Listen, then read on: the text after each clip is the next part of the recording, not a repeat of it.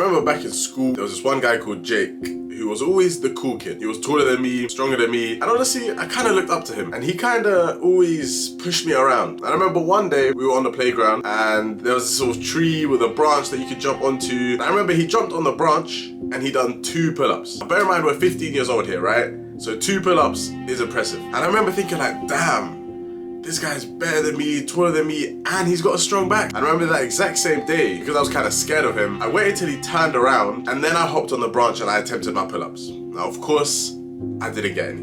I managed to get halfway up on a pull-up, and when I dropped back down to the ground, I thought I was free, until I realized he was watching me the whole time. And I remember he came up to me, and in front of all the other guys in school, he kind of mocked me. He said like, bro, you can't even do a pull-up, or like, oh, you're so weak, you can barely get up there. I don't remember exactly what he said, but basically he took the piss out of me in front of everyone. And I remember that day I was so heartbroken. I was literally demoralized. I was thinking, oh my God, that actually hurts. I'm tall, I'm weak, I'm skinny, my back is so feminine and so underdeveloped that I need to make a change here. From that day, I told myself, Jake, you, I'm gonna start hitting the gym, and I'm gonna grow a huge mountainous back. So then I started training so that I could finally build a huge back and fit in with all the cool kids at school. But I quickly realized that I was training wrong. I was overtraining, I was feeling my bicep way too much in my back training, I wasn't doing the right exercises, and I quickly realized my back wasn't growing. But now that I've been able to remedy these problems and grow a respectable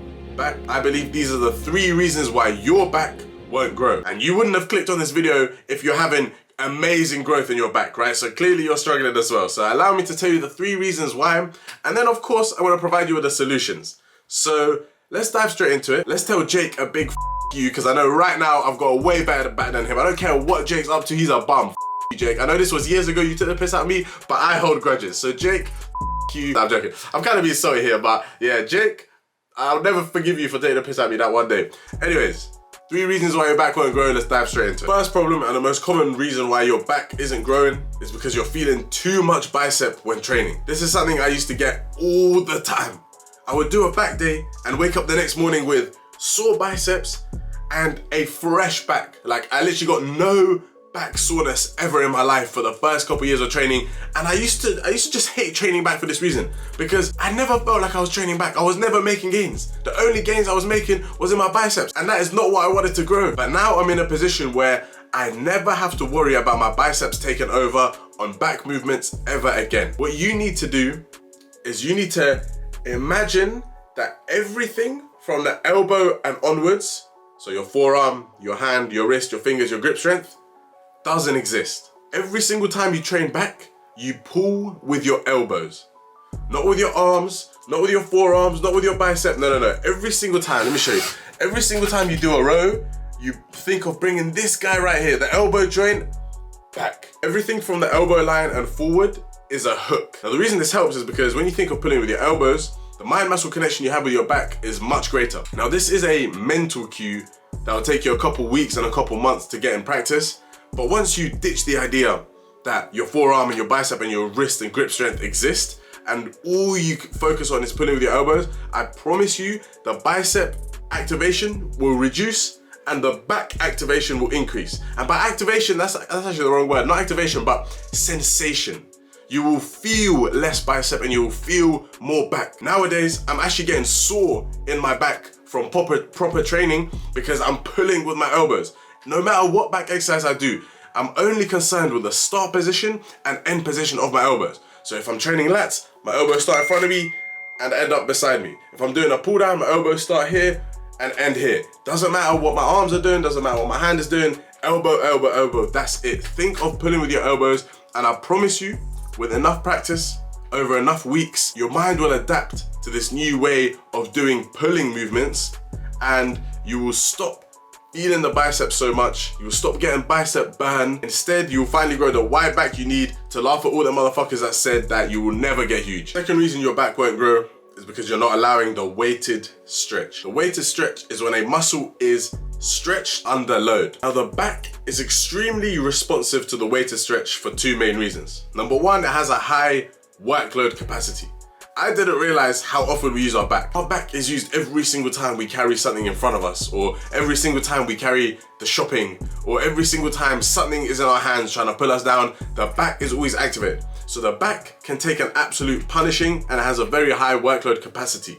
So to induce the weighted stretch on it and to put the back in a position in which it's stretched against load, trying to resist load, is so incredibly beneficial for hypertrophy and for muscle growth. Now, the second reason why the back benefits from weighted stretch is simply because of its function.